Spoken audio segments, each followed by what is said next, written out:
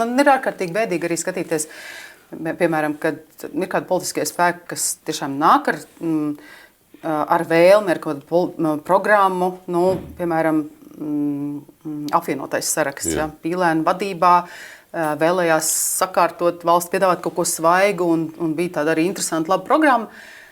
Viņi tika ievēlēti, un tad skaties valdības rīcības plānu. Es, protams, lasu tādus dokumentus, man interesē, kas notiek tad arī jaunajā valdībā. Un es skatos, ka gandrīz neko nevar redzēt no viņu iepriekš uzrakstītās programmas vai paustajiem prioritātēm.